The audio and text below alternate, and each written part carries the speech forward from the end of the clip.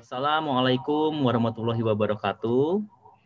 Semangat pagi. Nah, di siang hari ini, Bapak Ibu, Bro and Sis Mandirian Kisamaun, kita hari ini berkesempatan untuk mengikuti webinar kesehatan yang dipersembahkan oleh tim Bethsaida Hospital. Dengan topik webinar kali ini merupakan topik yang saat ini memang lagi booming-boomingnya, yaitu tentang vaksinasi dan juga efek samping vaksinasi. Nah, seperti yang kita ketahui sendiri nih Bapak Ibu, alhamdulillah khususnya Bank Mandiri area Tangerang Kisamaun mungkin kebanyakan sudah ikut vaksinasi dosis pertama dan dosis kedua ya. Di pemerintah kota Tangerang yang diadakan oleh Dinas Kesehatan dan juga mungkin beberapa untuk dosis pertamanya ini dimandiri oleh BUMN yang di Istora Senayan. Nah, di sini pasti akan banyak pertanyaan nih gitu. Karena pengalaman yang di Pemkot Tangerang sendiri ini setelah vaksin itu banyak yang japri saya. Mas, kok setelah vaksin kemarin tubuh saya tiba-tiba tidak bisa jalan. Ada yang jalanannya sempoyongan setelah bangun tidur. Nah, ada juga yang kanan kiri merasa pegal, kemudian ada juga yang dadanya sesak. Nah, di sini nih kesempatan nanti Bapak Ibu bisa bertanya karena nanti di sini akan dikupas tuntas tentunya dengan narasumber kita dari Bethsaida Hospital. Nanti ada Dokter Linda. Bentar, saya nggak hafal namanya. Oh, namanya Dokter Linda Leviana Darmawan dari Bethsaida Hospital. Nah, sebelumnya saya akan sapa dulu nih Bapak Ibu, tadi saya lupa, yang saya hormati tentunya Bapak Azhari Fikri selaku area head dari Bank Mandiri Tangerang Kisamaun. Kemudian ada juga yang saya hormati Bapak dan Ibu Kepala Unit di bawah koordinasi area Tangerang Kisamaun. Kemudian yang saya hormati narasumber kita ada Dr. Linda Leviana Darmawan. Yang saya hormati juga nih ada PSC dari Bethsaida Hospital, ada Ibu Dila dan juga tim, dan juga Bapak Ibu, rekan-rekan dan Bro and Sis sekalian. Walaupun kita webinar di siang hari ini, saya harap Bapak Ibu semangatnya tetap semangat pagi. Nah, oke, pertama-tama sebelumnya marilah kita panjatkan puja dan puji syukur kehadirat Allah Subhanahu wa taala yang senantiasa melimpahkan nikmat, rahmat, berkah hidayah dan inayahnya kepada semua. Yang paling utama yaitu kita semua masih dalam berkah umur, dalam berkah ilmu, berkah rezeki, dan tentunya untuk kesehatan.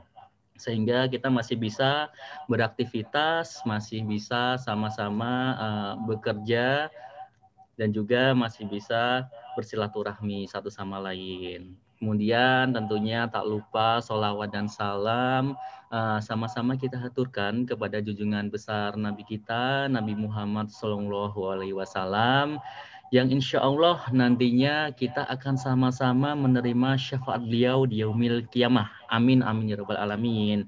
Oke, baik Bapak Ibu, ini nanti mungkin sebelum kita mulai pemaparan materinya, yaitu tentang vaksinasi COVID-19 dan juga efek sampingnya ini yang akan disampaikan oleh Dr. Linda.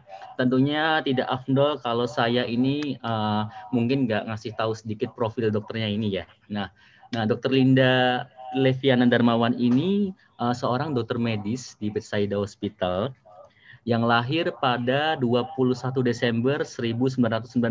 Wah, masih sangat muda ya ini ya. Waduh, tapi luar biasa sudah bisa menjadi dokter di rumah sakit yang merupakan salah satu rumah sakit terbesar di Tangerang.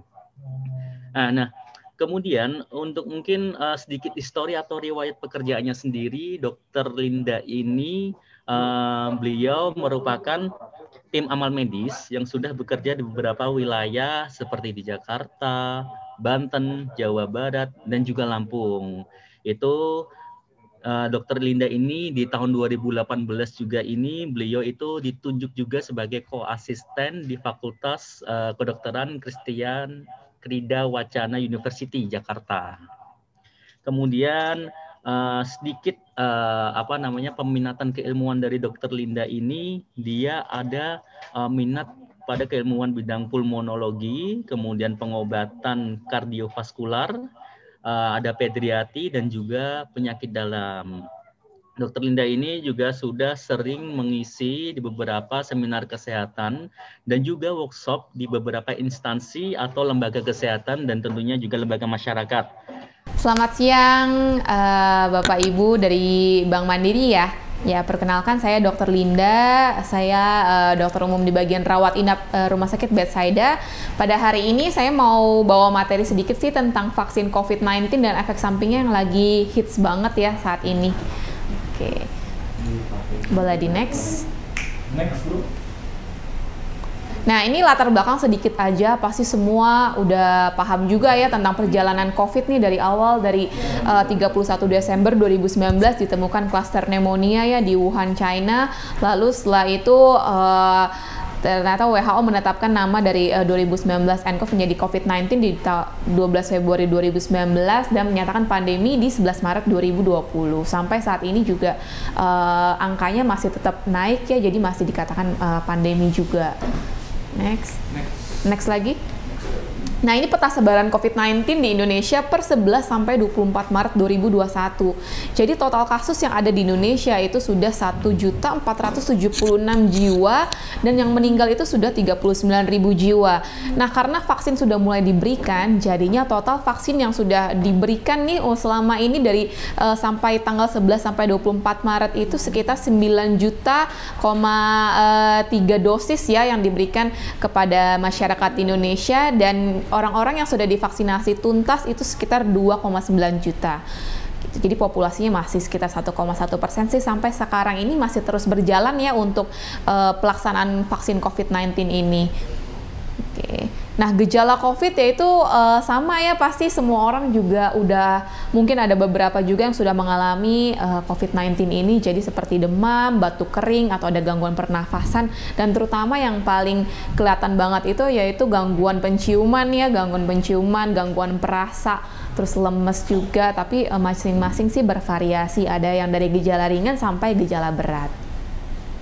Nah, cara penularan juga sama nih, masa inkubasi ya sekitar rata-rata 5-6 hari dan biasanya isolasi kan sampai 14 hari. Biasanya ditularkan lewat droplet ya, makanya kenapa kita harus pakai masker setiap hari, harus jaga jarak, nggak boleh deket-deket dulu sama orang lain gitu. Dan transmisinya karena ini airborne, dan juga kalau misalnya kita mau tindakan nih di rumah sakit, misalnya mau operasi kecil ataupun operasi besar, tetap harus di swab PCR dulu, tetap harus dideteksi dulu apakah ada virus COVID-19 yang sedang aktif di dalam tubuh kita, karena untuk pemasangan alat-alat intubasi atau anestesi perlu dia transmisinya juga ini ya airborne juga tuh, jadinya mesti benar-benar harus ekstra hati-hati gitu. Mudah-mudahan sih jangan sampai ada selama COVID ini nggak ada tindakan sama sekali ya gitu.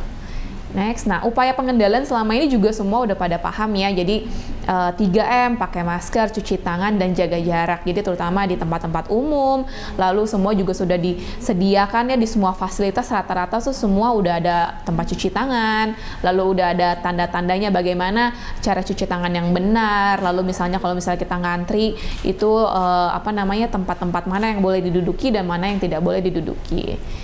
Next. Nah, upaya pengendalian tambahan yaitu vaksin COVID-19. Jadi kita ada upaya tambahan lainnya selain kita tadi 3M tadi, tapi semua upaya pengendalian ini tidak hanya bertumpu pada vaksinasi saja. Jadi semua 3M dan lain-lainnya juga tetap harus dilakukan ya protokol kesehatannya.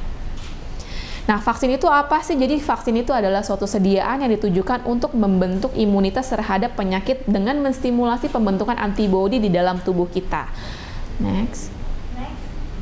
Nah, lebih jelasnya gini, jadi gimana sih cara vaksin bekerja? Jadi ada dua nih, ada kebal setelah infeksi alamiah. Jadi contohnya ketika kita sudah kena penyakit, kita punya antibodi terhadap penyakit tersebut. Jadi ketika virus tersebut datang lagi ke dalam tubuh kita, kita udah kenal nih antibodinya. Oh, aku udah kenal sama dia, jadi ketika dia masuk lagi kita nggak akan kena. Mudah-mudahan sih gejalanya akan biasanya sih jauh lebih ringan ya, atau bahkan nggak kena lagi. Seperti contohnya cacar air gitu.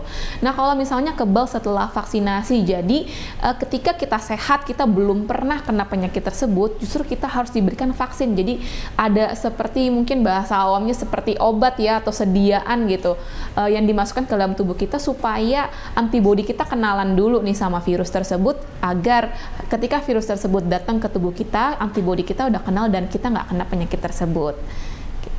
Nah, tujuan vaksinasi COVID-19 pasti yang pertama bentuk kekebalan kelompok ya, jadi kayak herd immunity yang pasti udah sering banget nih masyarakat tahu ya apa sih herd immunity dan lain-lainnya. Lalu bisa menurunkan kesakitan dan kematian akibat COVID-19, lalu bisa melindungi dan memperkuat sistem kesehatan secara menyeluruh, dan bisa meminimalkan dampak sosial dan ekonomi.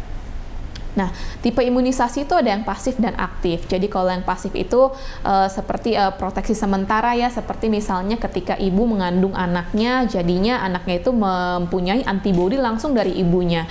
Nah, kalau aktif itu proteksinya lebih lama, jadi sumbernya seperti tadi infeksi dari satu penyakit atau tadi vaksin ya, pemberian vaksin dalam tubuh.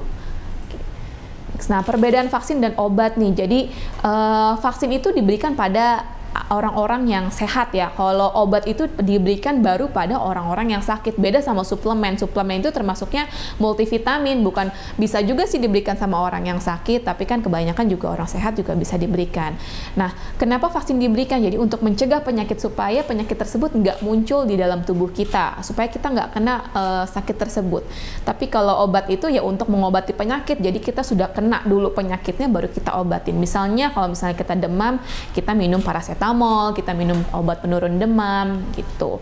Nah, bagaimana cara mendapatkannya? Dia biasa kalau vaksin itu seperti program-programnya pemerintah, misalnya untuk anak-anaknya nih di puskesmas selalu ada imunisasi rutin nih. Terus di rumah sakit juga bisa diadakan vaksinasi rutin. Atau misalnya sekarang banyak banget yang home service. Jadi banyak banget sekarang di sosial media ya, orang-orang atau dokter-dokternya pada datang ke rumah untuk vaksin kita, bisa dari dewasa, lansia, dan anak-anak. Itu juga cukup terjangkau ya untuk selama pandemi ini. Nah, kalau obat-obatan juga diberikannya sama sih oleh tenaga medis juga. Nah, kalau untuk berapa macam? Nah, kalau obat itu banyak banget jenisnya. Obat pereda demam beda, obat batuk beda, obat pilek beda. Tapi kalau vaksin itu sampai saat ini 8-15 macam vaksin sih untuk dari dari baby sampai lansia ini. Next, nah bedanya lagi kapan nih untuk didapatkannya? Kalau vaksin itu biasanya sih menurut penelitian nih, misalnya di Indonesia kemarin kan sempat dulu banget sih ada KLB atau kejadian luar biasa seperti campak, polio. Berarti pemerintah tuh sudah tahu nih di Indonesia itu kira-kira apa saja sih penyakit-penyakit yang ada yang sering banget menimpa di masyarakat Indonesia. Jadi baru dibuatlah itu vaksinnya supaya masyarakat Indonesia nggak kena penyakit itu lagi atau tidak ada kejadian luar biasa lainnya lagi. Kalau obat-obatan sama seperti kalau misalnya baru sakit baru kita kasih obatnya. Nah, kalau misalnya efek samping, nah vaksin itu biasanya banyak banget ya dipengaruhi efek sampingnya, bisa dari cara penyimpanannya, cara pemberiannya, lalu kita kontrol juga kejadian ikutan pasca imunisasinya. Kalau obat-obatan tuh juga banyak efek sampingnya ya, misalnya obat penurun demam ada yang bisa bikin mual, ada yang bisa bikin nyeri ulu hati juga. Jadi itu masih banyak sih kalau misalnya dijabarkan satu-satu itu banyak banget setiap efek samping obat-obatan. Tapi untuk efek samping sih tergantung dari toleransi individu masing-masing terhadap benda asing yang masuk ke dalam tubuh. Jadi contohnya obat-obatan ataupun vaksin itu kan termasuk benda asing yang masuk ke dalam tubuh. Jadi beda-beda individu, beda-beda efek samping juga. Next. Nah, ini tahapan kelompok prioritas penerima vaksin ya. Sampai sejauh ini kita sudah ada di tahap lansia. Jadi targetnya sekitar 21,5 juta. Setelah selesai lansia, nanti kita ke masyarakat rentan. Jadi masyarakat yang berada di daerah yang resiko penularan COVID-19-nya cukup tinggi ya. Dan lalu setelah itu masyarakat lainnya sekitar 77,4 juta. Kemarin semua petugas kesehatan sudah divaksin dan semua rata-rata sih efek sampingnya minimal sekali ya. Oke. Next, nah definisi KIPI. KIPI itu adalah kejadian ikutan pasca imunisasi. Jadi kejadian yang medis ya yang terjadi setelah imunisasi yang bisa menjadi perhatian atau diduga berhubungan dengan imunisasi. Nah kalau KIPI ini tenang aja. Jadi kalau misalnya nanti Bapak Ibu udah mendapat kesempatan untuk dapat vaksin COVID, misalnya tiba-tiba ada demam nih misalnya atau tiba-tiba nyeri, bengkak, mual, nah itu pasti akan didata oleh pemerintah, nanti akan sampai didata ke BPOM. Nah, nanti si BPOM itu akan mengolah nih, kira-kira masyarakat Indonesia tuh apa aja sih kejadian ikutan pasca imunisasinya? Apakah vaksin ini relatif aman untuk diberikan pada masyarakat Indonesia? Jadi tenang aja kalau misalnya nanti udah dapat vaksin, kalau ada gejala apapun tetap harus lapor ke petugas medisnya. Jadi kita semua tahu nih, kira-kira masyarakat Indonesia tuh tolerate-nya sampai mana gitu. Next. Nah, ini reaksi yang mungkin timbul ya. Jadi semua vaksin itu dari vaksin baby yang udah ada lama sampai vaksin lansia, influenza dan lainnya sampai vaksin COVID ini kurang lebih semua reaksinya sama. Jadi kalau lokal itu seperti nyeri daerah suntikan ya, misalnya ada bengkak, bisa kemerahan atau kebiruan, kadang ada yang disertai nyeri, kadang ada yang nggak nyeri juga. Nah, itu bisa hilang dengan sendirinya. Itu bisa muncul juga kira-kira 48 jam setelah vaksinasi atau bisa sampai kita pantau 30 hari ke depan setelah vaksinasi gitu. Kalau reaksi sistemik seperti demam, kadang nyeri juga, pegel di daerah suntikannya, terus misalnya kadang ada juga yang lemes, tiba-tiba kok pusing kepalanya. Jadi itu bisa bed rest aja, atau misalnya kita mau minum paracetamol atau panadol atau Sanmol, apapun itu yang cocok di tubuh kita, itu nggak apa-apa. Jadinya memang semua vaksin itu rata-rata kurang lebih sama reaksinya, itu antara kalau nggak bengkak, lemes, nyeri kepala atau demam. Tapi ada banyak juga yang nggak muncul efek samping tersebut gitu. Nah, reaksi lainnya kita bahas di next slide. Nah, ini tadi ya contoh bengkaknya. Jadi kadang tuh orang-orang yang diberikan vaksin itu kadang ada juga yang reaksinya jadi bengkak seperti ini, jadi merah, luas, tapi kadang ada yang nyeri, kadang ada yang enggak juga. Biasanya sih membaik 1-2 hari, dibiarkan saja, atau bisa dengan kompres air es ya atau es batu sesering mungkin, nanti itu pelan-pelan juga hilang. Nah, untuk gejala lainnya nih, gejala anafilaktik. Kalau gejala anafilaktik ini dia lebih serius sih ya. Jadi biasanya nanti kalau misalnya diadakan vaksin di tempat Bapak Ibu, vaksin COVID-19 pasti nanti akan dipantau 30 menit setelah vaksinasi. Jadi setelah vaksin itu kenapa dijedakan 30 menit untuk melihat reaksi-reaksi ini seperti anafilaktik atau alergi. Jadi kalau anafilaktik itu seperti gejalanya kulitnya merah-merah, gatel-gatel, tiba-tiba sesak nafas, terus rasanya lemes banget, tensinya turun, gemeteran misalnya, atau bisa bahkan sampai pingsan tiba-tiba. Nah, berarti pasien tersebut atau orang tersebut itu tidak bisa mentoleransi vaksin tersebut dalam tubuhnya, berarti punya alergi terhadap si vaksin tersebut. Nah, itu harus dalam penanganan segera, harus ditangani segera dengan tenaga medis ya. Sebagai dokter di sana pasti langsung standby untuk pasang infus dan masukkan obat saat itu juga. Nah, kalau reaksi alergi ini dia cukup serius sih. Kalau reaksi alergi ini dia seperti bentol gede-gede nih di seluruh badan, biasanya juga muncul 30 menit setelah vaksinasi tersebut. Nah, kalau misalnya muncul bentol-bentol, gatel-gatel, merah, berarti pasien juga punya alergi terhadap vaksinasi ini. Nah, gimana sih cara kita tahu kok kita alergi nggak ya? Nah, itu kita nggak bisa, tetap harus kita berikan dulu, kita paparkan dulu terhadap bahan tersebut, baru kita tahu nih kita alergi nggak sih sama ini. Sama seperti makanan, misalnya kita nggak tahu di orang tua kita nggak punya alergi telur misalnya, terus ketika kita makan telur kok makin gede atau makin bertambahnya usia kok ada gatal-gatal ya gitu, misalnya nggak punya riwayat alergi dari kedua orang tua, tapi kok kalau kena debu kok gatal-gatal ya. Nah, itu kita nggak tahu tuh sebelum kita dipaparkan dengan bahan pajanannya tersebut. Jadinya memang kita makanya harus pantau 30 menit supaya penanganannya juga langsung segera. Nah, kalau reaksi alergi itu karena yang muncul bentol-bentol itu sebenarnya bisa masuk obat suntikan untuk anti alergi, atau misalnya di rumah kita boleh sediain obat-obat seperti Insidal atau misalnya obat-obat anti alergi ya, cetirizine seperti itu. Nah, itu bisa disiapkan misalnya, apalagi yang kita memang sudah punya riwayat alergi, nah itu yang mesti hati-hati.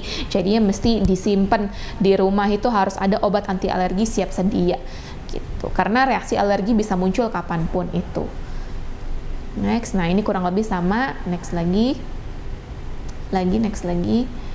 Nah, ini rata-rata semua ya merek-merek vaksin yang sudah beredar di sosial media nih, ada Moderna, Pfizer, AstraZeneca, Novavax, atau yang kita pakai sekarang Sinovac ya. Itu semuanya sama, semua merek apapun itu adalah vaksin yang mati sempurna.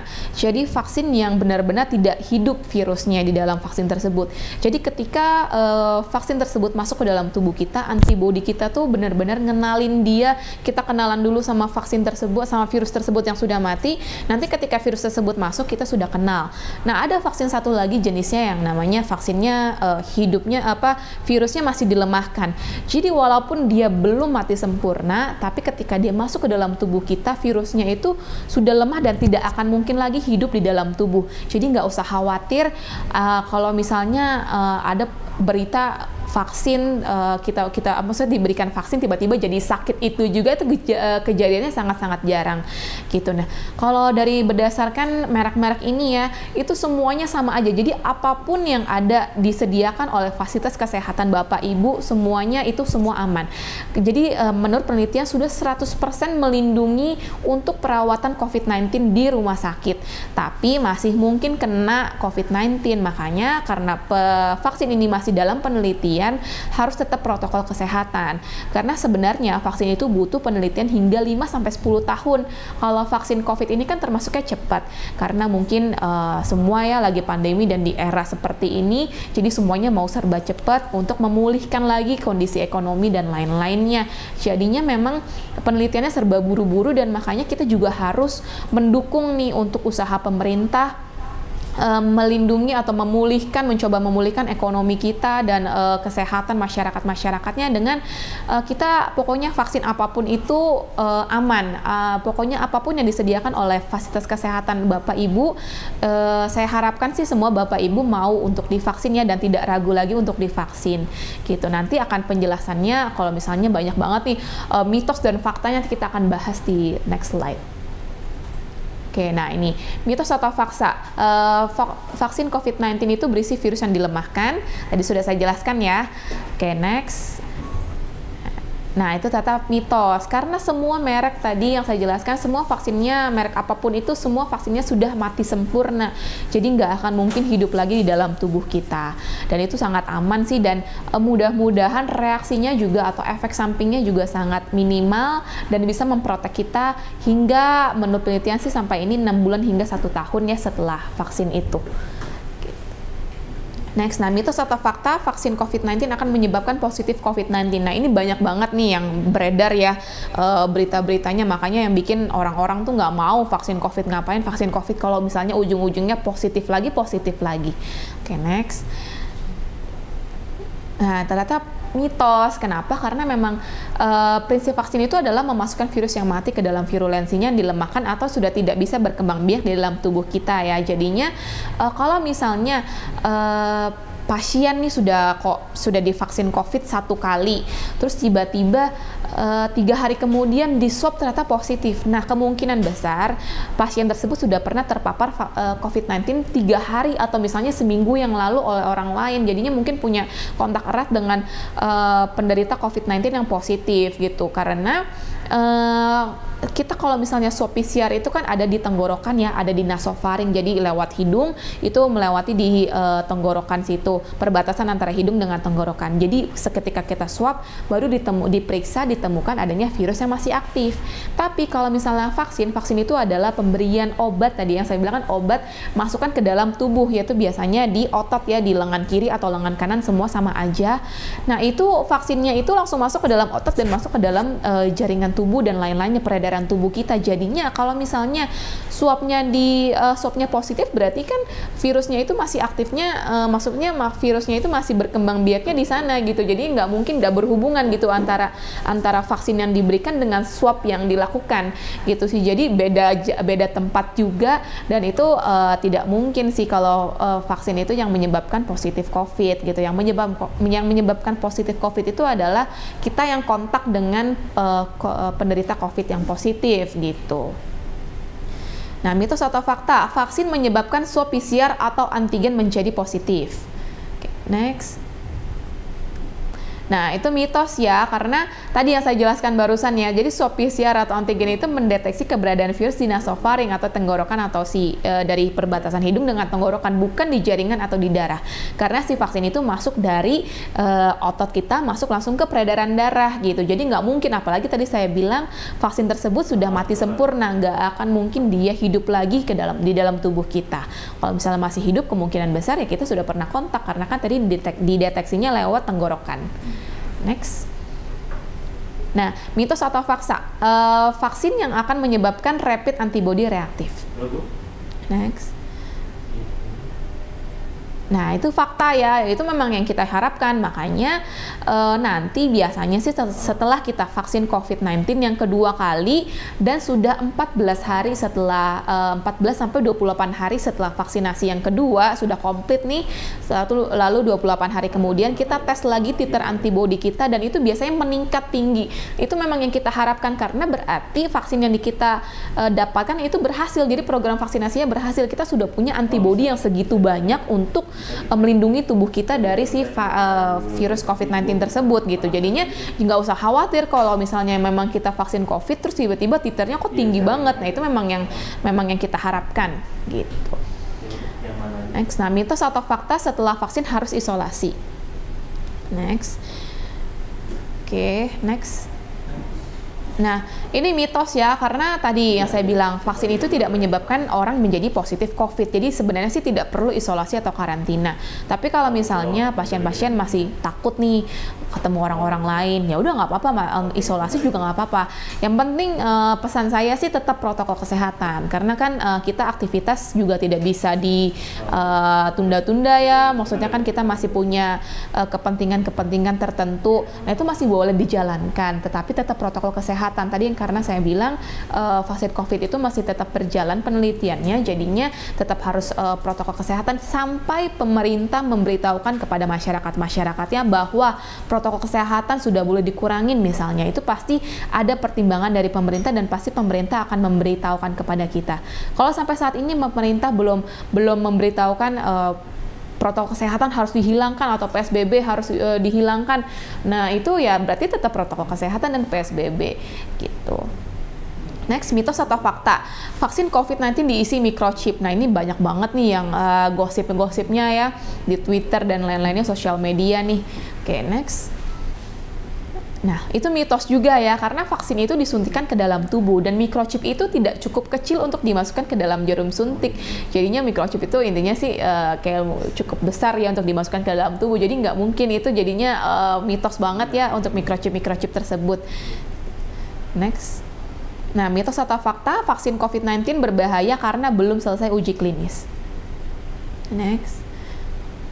Nah, itu mitos ya. Jadi vaksin COVID itu tidak berbahaya. Jadi semua vaksin ini memang walaupun masih dalam tahap penelitian ya, masih dalam tahap uji klinis. Sekarang sedang uji klinis tahap ketiga, tetap BPOM itu sudah mengeluarkan bahwa efektivitasnya hingga 65%. Nah, kalau WHO itu standarnya 50%. Jadi kalau di BPOM sudah memberitahukan kepada masyarakatnya bahwa ini efektivitasnya 65%, berarti sudah cukup aman banget, sudah benar-benar lebih dari aman sih. Jadinya saya himbau sih untuk semua masyarakat tetap mau ya untuk divaksin COVID supaya kita bantu semuanya, masyarakat kita bantu pemerintah negara kita untuk cepat pulih, karena kan kita juga ingin segala sesuatunya kembali lagi ke awalnya, kita bisa aktivitas seperti biasa lagi. Dan vaksin COVID ini sama sekali tidak merugikan kita ya, tidak mengganggu aktivitas kita juga, dan efek sampingnya yang saya rasakan juga kemarin sih suntikan pertama ya itu cuman pusing-pusing sedikit doang, besoknya udah enakan, dan bahkan di vaksin kedua saya nggak ada efek samping apapun sih. Jadi aman banget, dan antibodi yang di dalam tubuh kita untuk COVID ini juga tinggi ya, jadinya memang sangat berguna. Jadi kita juga aktivitas juga lebih enak. Kita misalnya pasti udah kangen banget sama liburan ya, jadinya kalau misalnya kita mau liburan keluar kota kan jauh lebih aman nih kalau misalnya memang sudah divaksin COVID-19 2 kali ya, tapi ya. Oke, mitos atau fakta, percuma nih vaksin COVID-19 karena tetap protokol kesehatan walaupun sudah divaksin. Oke, next. Nah, itu mitos juga ya, karena tadi masih dalam tahap uji klinis, karena kan vaksin itu normalnya ada 5-10 tahun.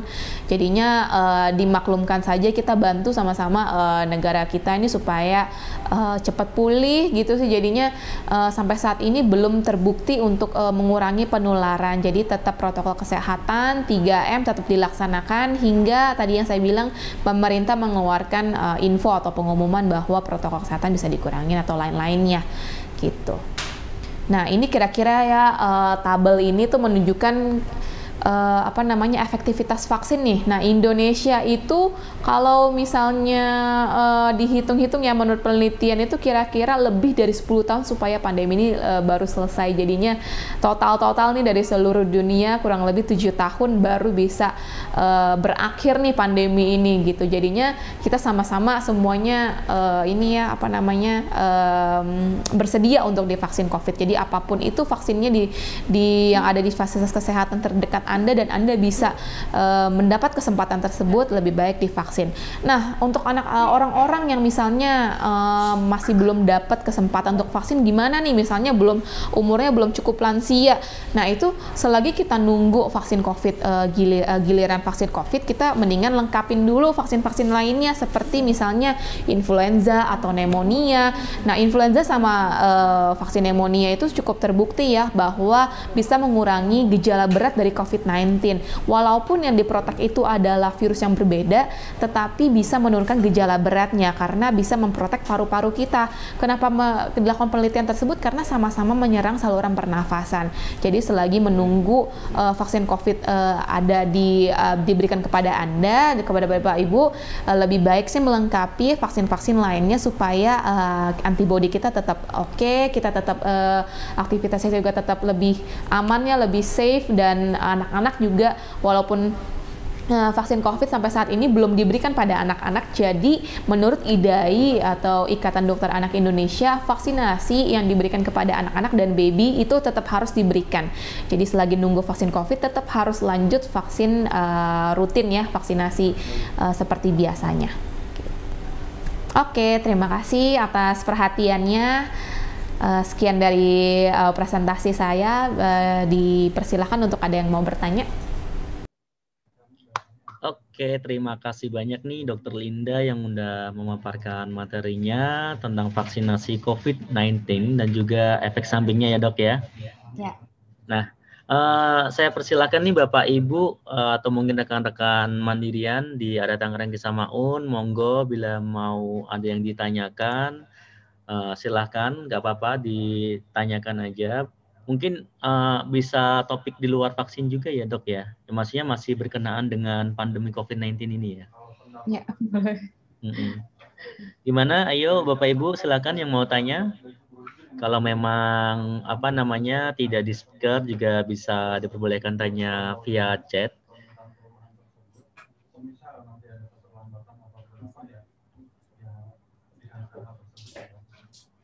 Ya, mungkin ini dok sambil nunggu Bapak Ibu tanya, ini kan memang untuk vaksinasi sendiri, kebetulan khususnya untuk rekan-rekan Bank Mandiri Tangerang Kisamaun ini, banyak yang sudah melaksanakan vaksinasi, baik dosis pertama ataupun dosis kedua. Kemarin kita alhamdulillah dapat kesempatan oleh Dinas Kesehatan Pemerintah Kota Tangerang nih gitu.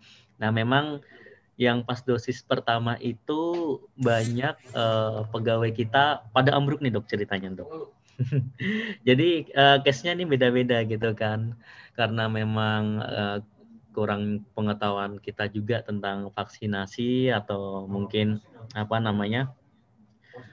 kurang paham secara alur screeningnya juga bisa jadi sih. Jadi kemarin tuh memang ada yang setelah divaksin pas nunggu observasi ini tiba-tiba dia ambruk, dadanya rasanya nyeri banget gitu dok. Jadi dadanya nyeri sampai nafasnya agak terbata-bata. Nah kalau secara pengakuannya sendiri sih, ketika dia di screening dia memang tidak ada keluhan. Kemudian yang bersangkutan juga katanya sudah makan, tidak ada kelelahan apapun, hanya ketika setelah disuntikan yang dosis pertama itu selang 5 menit yang bersangkutan merasakan itu dan memang sempat kita infus kurang lebih mungkin selama 4 jam waktu itu, Dok. Nah, Oke. kalau itu biasanya karena apa tuh, Dok? Oke, ini pasiennya umur berapa nih? Jadi banyak juga nih pertanyaan, pasiennya Iya umur sih. berapa, punya komorbid apa, lalu tadi penanganannya gimana nih setelah diinfus, gimana? Pemulihannya kira-kira berapa lama? Nah, kalau untuk umurnya sendiri sih masih muda, Dok. Dia di umur kisaran 34 tahun, wanita. Kalau komorbid sih pengakuannya dia memang tidak ada penyakit komorbid atau penyakit penyerta ya, Dok ya. Maksudnya dalam arti normal-normal aja gitu kan. Nah, tiba-tiba dia merasa seperti itu saya juga nggak tahu karena kan kita kan nggak tahu dia jujur apa enggak, udah makan atau belum, atau mungkin kurang istirahat atau enggaknya gitu. Tapi secara pengakuan sih dia sehat-sehat aja sih, Dok. Gitu. Oke, setelah itu setelah diinfus diberikan obat-obatan aja nih. Iya, iya. Gimana, Dok? Gimana, Dok? Suaranya kurang Setelah kedengar. diinfus ada diberikan obat-obatan apa nih? Kalau Ya. waktu itu kayaknya itu kalau nggak salah diinfus vitamin ya, Dok ya. Oke. Nah, sama tim apa namanya tim medisnya sana. Kalau untuk obatnya sendiri sih saya kurang tahu juga, Dok. Soalnya saya di ruang perawatan memang nggak standby kan karena kita harus bolak-balik memantau pegawai yang lagi divaksin ya, Dok, saat itu. Oke, nah itu Gitu sih, biasanya Dok. memang reaksi yang mungkin saja sih terjadi pada pasien-pasien yang jarang sih sebenarnya. Jadi pasien-pasien yang apa ya namanya kita bilang spesial ya karena efek samping itu semua vaksin sih cukup jarang. Nah kalau misalnya terjadi tiba-tiba nyeri dada, sesak nafas, terus misalnya ternyata dilakukan pemeriksaan, misalnya cukup normal nih, misalnya tekanan darahnya oke, terus misalnya nadinya oke, nafasnya juga oke. Nah, kemungkinan besar sih bisa juga karena misalnya ada faktor-faktor psikologis juga bisa, misalnya dia deg-degan dulu nih, cemas, anxious, jadinya bisa juga Oh iya, jadi betul. kena panic attack juga bisa. Tapi kalau misalnya memang dia punya comorbid, misalnya punya sakit jantung kah, yang mungkin ternyata dia nggak tahu, nah itu bisa dievaluasi lebih lanjut sih. Jadi untuk next vaksinnya untuk vaksin kedua sih lebih hati-hati nih, lebih bisa diperhatikan atau kalau bisa sih kontrol juga ke dokter nih, konsultasi juga ke dokter spesialis penyakit dalam bisa atau spesialis jantung bisa untuk kira-kira ada masalah nggak nih sama jantung atau paru-parunya gitu. Jadi mungkin pasiennya juga nggak tahu kalau misalnya dia punya komorbid gitu karena setelah ada kejadian tersebut harusnya bisa lebih aware sih supaya vaksin selanjutnya aman dan dia juga bisa aware tentang kesehatan dia. Oke, baik, Dok. Nah, ini ada pertanyaan via chat, Dok. Ya. Dokter, sejauh mana nih untuk pengaruh pasien yang punya alergi khusus, contohnya seperti rinitis alergi, alergi obat anti nyeri yaitu natrium diklofenak setelah vaksin. Jadi sejauh mana untuk pengaruh pasien alergi tersebut, Dok? Oke, jadi untuk sejauh mana pengaruh alergi tersebut sih cukup penting diperhatikan ya. Jadinya karena reaksi alergi itu kapanpun bisa terjadi. Tapi kalau untuk vaksin COVID, karena dia melindungi atau memberikan antibodi terhadap si virus COVID-19 tersebut, seharusnya sih tidak menimbulkan si rinitis, tidak menimbulkan reaksi alergi sih. Tapi tetap jaga-jaga aja. Jadinya tetap dikantongin tuh apa namanya obat-obatan anti alerginya. Jadi kita pantau kurang lebih 30 sampai 45 menit ke depan setelah vaksinasi. Nah itu kalau misalnya muncul gatal-gatal atau mulai nggak enak, mampet hidungnya, boleh sih minum obat apa namanya anti alergi. Nah untuk kayak alergi seperti natrium diklofenak, nah itu juga mesti dijaga-jaga juga ya, jangan sampai apa namanya petugas medis nggak tahu, nanti takutnya kalau misalnya ada efek samping tersebut malah diberikannya natrium diklofenak gitu. Jadinya apa namanya kalau sejauh mana sih tergantung lagi terhadap toleransi individu masing-masing karena kejadian alergi itu bisa saja terjadi kapanpun itu. Oke, baik-baik, Dok. Nih aku bacain pertanyaan lagi ya, Dok ya di kolom chatnya. Dok mau tanya, semisal sudah pernah terpapar COVID, kan banyak yang bilang kalau jika sudah terpapar ini nggak akan terpapar lagi nih, Dok, karena antibodinya sudah terbentuk. Nah, itu mitos atau fakta, Dok? Oke, nah untuk menurut penelitian sih sejauh ini kalau misalnya pasien-pasien yang sudah menderita COVID-19 sudah dinyatakan sembuh itu memiliki antibodi hingga 3 bulan setelah dinyatakan sembuh. Jadinya masih punya antibodi yang cukup banyak ya, cukup tinggi. Tetapi menurut penelitian katanya tiga bulan setelah dinyatakan sembuh turun lagi. Jadinya pasien-pasien COVID-19 yang sudah dinyatakan sembuh 3 bulan setelah 3 bulan dinyatakan sembuh boleh divaksinasi COVID-19. Oke, baik. Bapak Ibu yang lain mungkin ada yang mau ditanyakan, bisa ditulis via kolom chat atau mungkin open speaker-nya.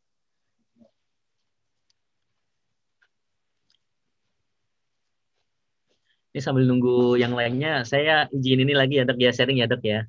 Karena kita kemarin memang rata-rata pegawai area kita banyak yang ini sudah melakukan vaksinasi nih dok. Jadi itu pas dosis pertama itu kan kebetulan kita memang sudah 2 dosis. Ketika dosis pertama itu ada salah satu cabang nih dok di bawah koordinasi area kita. Kita vaksin hari Jumat.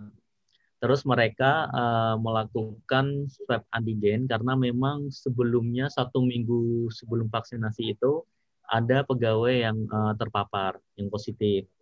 Mereka melakukan swab antigen ini setelah vaksin di hari Minggunya dok. Dan itu ada 2 pegawai yang positif dan memang bergejala. Dan ada 5 yang positif, ada 4 pegawai yang positif antigen dok. Hanya sih yang 2 ini OTG, yang 2 ini gejalanya hanya demam sama batuk. Nah tadi kan ketika dokter memaparkan materi tentang setelah vaksin itu kan sebenarnya kalau untuk tes antigen atau mungkin swab juga kan karena lewat hidung dan tenggorokan kita nggak ini ya dok ya istilahnya nggak ada efeknya karena vaksin itu kan lewat pembuluh darah ya dok ya kecuali memang tadi yang dokter katakan itu yang tes rapid antigen yang lewat pembuluh darah vena mungkin. Nah itu kira-kira apakah memang dari pegawai sebelumnya yang sudah terpapar COVID atau ada efek samping dari vaksinnya dok? Karena kan setahu saya memang setelah vaksin itu daya tahan tubuh kita ini kan memang melemah ya dok ya. Ya. Karena belum terbentuk antibodi. Itu aja sih dok.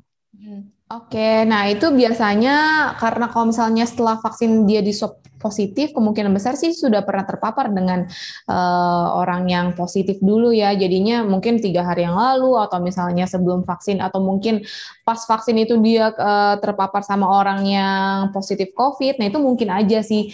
Jadinya kalau misalnya dia positif karena si vaksin COVID itu sangat-sangat tidak mungkin karena vaksinnya itu sudah mengandung virus yang sudah mati sempurna dan tidak akan hidup lagi dalam tubuh gitu. Jadinya kemungkinan besar sih dia sudah pernah terpapar dengan orang-orang yang positif lainnya, mungkin protokol kesehatannya kurang gitu atau misalnya 3M-nya juga kurang. Jadinya biasa aja dia positif karena lumayan banyak sih kejadian setelah vaksin ternyata malah positif. Cuman yang mesti kita luruskan adalah pemikirannya sih bahwa vaksin COVID itu tidak menyebabkan si positif COVID tersebut.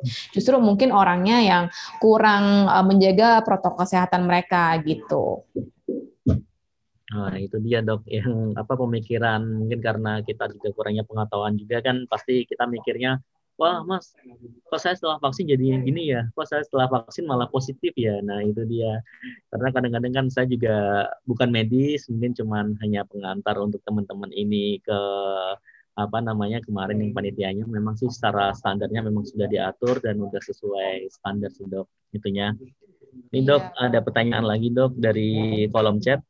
Mau tanya untuk vaksin ini kira-kira nantinya akan berlaku seumur hidup atau suatu saat nanti harus ada vaksin lagi nih dok?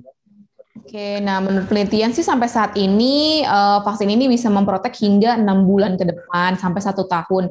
Tapi kita masih menunggu penelitian selanjutnya karena sampai saat ini penelitian masih terus berlangsung dan kebijakan juga selalu berubah-ubah ya. Jadi kemarin kan sempat awal-awal lansia nggak boleh divaksin, terus sekarang keluar lagi kebijakan lansia boleh divaksin, ibu menyusui boleh divaksin. Jadi kita tunggu aja sih sampai kebijakan ini benar-benar fix gitu ya. Cuma sih sampai saat ini penelitiannya 6 bulan setelah vaksin sampai 1 tahun setelah vaksin itu antibodinya akan turun lagi. Jadi maksudnya mungkin akan divaksin kembali gitu, seperti sama kayak vaksin influenza yang harus diulang setiap tahun sekali gitu. Nah, ini juga masih ada pertanyaan lagi dok dari kolom chat. Nah, ini sih sebenarnya udah dibahas sama Dokter Linda juga nih.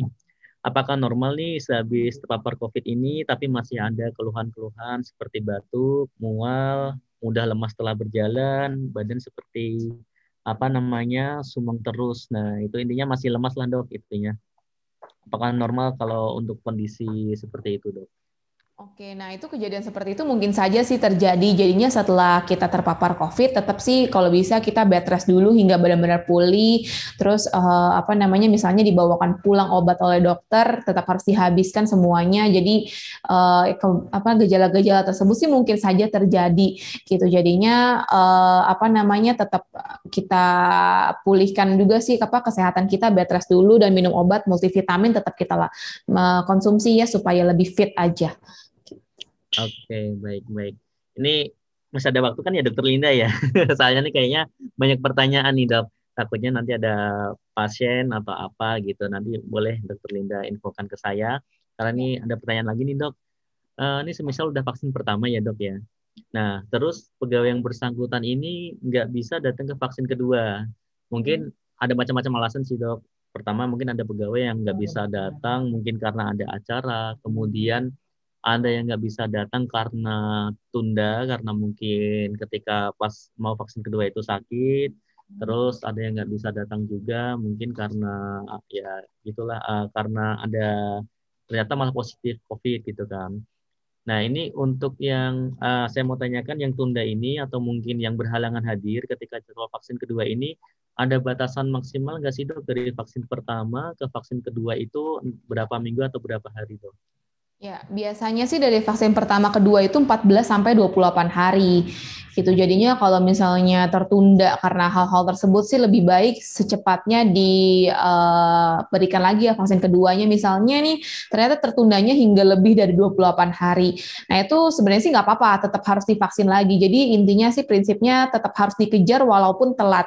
Jadi untuk vaksin-vaksin anak-anak juga seperti itu prinsipnya. Jadi walaupun telat tetap harus dikejar gitu. Jadinya nggak apa-apa, kita nggak mesti ulang lagi harus 2 kali suntik lagi gitu. Kalau misalnya kita udah lewat dari 28 hari, karena banyak juga yang nanya kita harus ulang lagi ya dari awal, dari vaksin yang pertama itu nggak perlu sih, kita tinggal lanjutin aja yang kedua. Yang penting intinya kita udah komplit dapat 2 kali vaksin atau 2 dosis. Oke, baik. Terima kasih nih Dokter Linda. Sebenarnya sih saya juga masih banyak yang ingin saya tahu juga ya dok ya terkait dengan vaksinasi ini. Di Indonesia sendiri kan kita standarnya baru Sinovac ya dok ya, yang sering dipakai untuk vaksinasi di negara kita ya dok. Iya. Nah, itu kan setahu saya nih dok, mungkin sebagian sih dok, nggak semuanya, ada beberapa jenis vaksin untuk COVID-19 seperti Sinopharm, kemudian ada Oxford, kemudian juga ada Moderna. Nah itu mereka itu semuanya ada kelebihannya nggak dok? Maksudnya vaksin A dengan vaksin B ini kelebihan untuk daya tahan tubuhnya itu apa gitu? Atau mungkin kekurangannya apa gitu dok?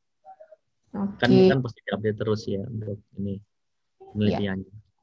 Semua vaksin sih semua sama sih, semua merek apapun itu semua sama, cuman mungkin ada beberapa yang penyimpanannya beda. Jadi kenapa pemerintah mungkin ngambil yang Sinovac karena penyimpanannya cukup praktis ya, 2-8 derajat Celcius. Kalau misalnya seperti Pfizer itu kan masih di -70. Nah, itu kan mungkin butuh fasilitas yang lumayan spesial. Nah, Indonesia mungkin dari Sabang sampai Merauke kan kita harus distribusi secara merata.